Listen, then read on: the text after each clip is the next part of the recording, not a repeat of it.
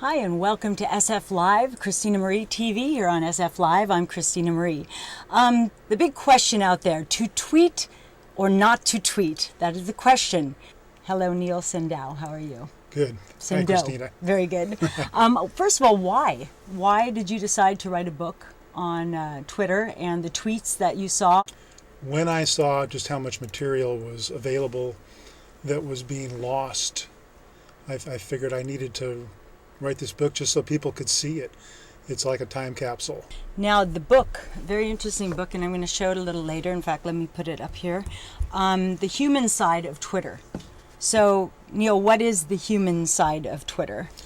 I chose that human side because there's this whole other business side where people are using it for corporate reasons or using it to push whatever agenda they've got. But then there's this whole aspect of people just using it as an online diary, and those are the people that I'm after, the people that have something to say about their lives or somebody else's lives, as opposed to trying to sell me something. Oh, so it's pretty much broken down between the two things, one being people who are using it as a diary, and they really do. If you haven't been on Twitter, they will tweet the most personal things. I mean, shockingly personal things, and I'm sure you have a couple of those in the book. Just a few. Just a few. Do you have any favorite ones? You can start by reading us maybe one of your favorite. Well, I figured you'd probably ask me what the point of Twitter was. So Okay. I brought that one along. Sure. This is a recent one from a female cop, and she said a colleague just asked, "What's the point of Twitter?" And she said, "Other than my tweeting about his question, I can't really answer." Because that's usually a question. Well, what is the point? Why do people do this? And what is Twitter? And you can't answer that question, especially not in 140 characters. Okay, yeah, well, you're not limited to 140 characters to answer my Give me questions. 140 sentences, I still can't tell you what it really is. Because it is just a mentioning what's going on, and it spans the spectrum between, I've heard somebody say, pie is good, all the way to my brother committed suicide. And it's just incredible that people who, strive for privacy, they like to have their lives private, and that will come out with something so personal. Why do they? Is it like being behind a mask and doing whatever you want? They don't see you so they can say whatever you want? Or what is the reason people are so personal? I think when people think they're isolated in this Twitter world, they feel like they're in a locked room and they're talking to the wall. And they become comfortable in that environment, and then they just let loose. It usually takes most people a couple of weeks of these tweets where they say, "What am I doing here? Here's what I had for breakfast," and then suddenly something comes out of them and makes them feel good. I don't know, and then they start just letting loose with all these personal things. So once you try it, you can't stop tweeting. Now, do you tweet?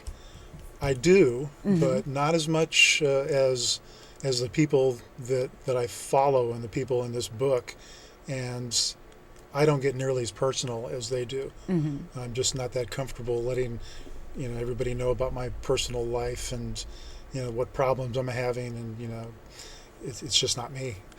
Is it kind of a cheaper form of therapy, do you think, for some people? I think so. I think it is. I think people are figuring out their problems without having to spend $60 an hour. It's a lot cheaper.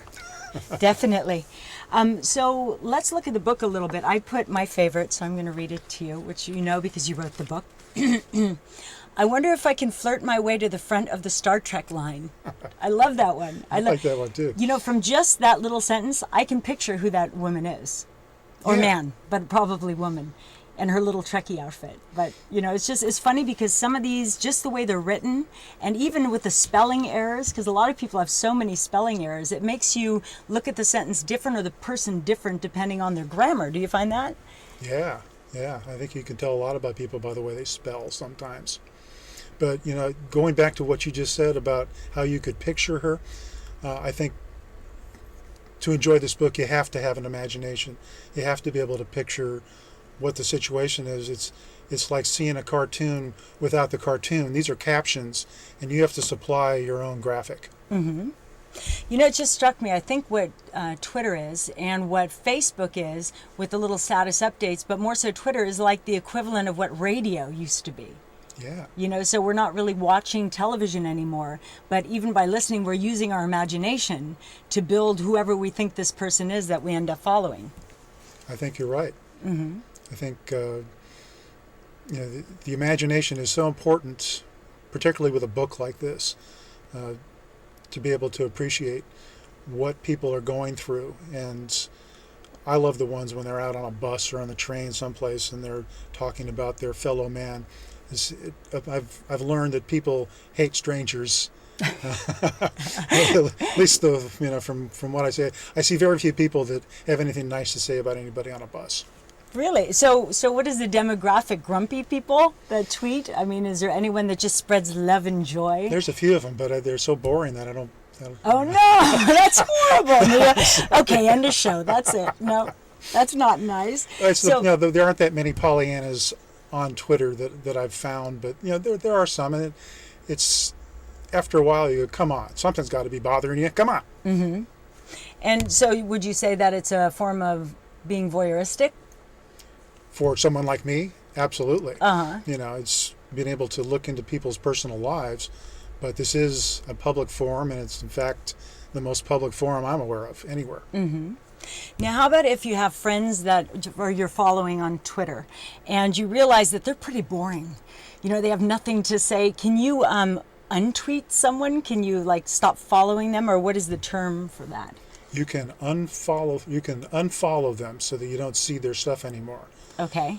And they may or may not find out. You have to have a third-party little application that will email you something that'll tell you that this person has unfollowed you. Otherwise, you wouldn't really know it. Because that could get very uncomfortable. In fact, there's a whole new etiquette that's developing around Twitter, around Facebook, around all these things. And there's also words that are specific to Twitter, such as retweet. What is a retweet? A retweet is when you copy something that somebody else has said, mm-hmm. and you usually put an RT in their name in front of it just to show that it came from them. Okay. And so you give them credit for it. You're kind of giving them credit for it. Mm-hmm. And you're still confined to that 140 characters, but now you've got this person's name in there. Mm-hmm. So sometimes if you're retweeting and it's a long tweet, you have to kind of cut it down without trying to change the meaning. Mm-hmm. Take away some punctuation, maybe screw up their spelling a little bit. Just kind of hey, I didn't write that. What is this? So my question is, and this is something I've asked of a couple different guests that are on social networking and that, do you believe that tweeting, because that's what your book's about, is helping or hurting communication between people?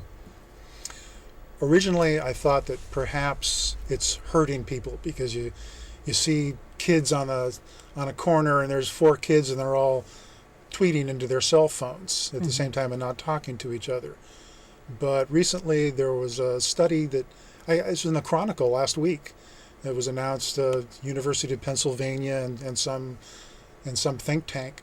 They looked at this and found that people that are involved in Twitter and other social networks and texting are actually far beyond others who don't do that socially. They've got a much stronger network, and those people are just fine. They're not withdrawing from society. It's nothing to worry about from that aspect. So that's good. Now I can sleep. But I mean, it's just, so people who are prone to tweet. And why is it not called twit? Why don't they twit? Well, the twit is the person. Okay. The tweet, Nice. The tweet is the communication. Very good. So why? So people who tweet and Facebook and that tend to be a more social person to begin with? Apparently so. Okay. And since you bring up Facebook, I want to mention the one difference is Twitter is an open system. When you log on to it for the very first time, it's open. Everybody can see what you've tweeted unless you try to block people or make it private. It's the opposite on Facebook. On Facebook, you have to invite people in. Right. So so that means that anyone that if I'm tweeting something, and I did sign up, and I don't think I've written anything, but I signed up because I wanted a Twitter account, but then I have nothing really to say. So, and people are following me for no reason, which is really interesting because I'm not saying anything. So, and the whole term following somebody, it's kind of a little bit creepy to me. I think I agree. I think somebody should come up with a new name for that.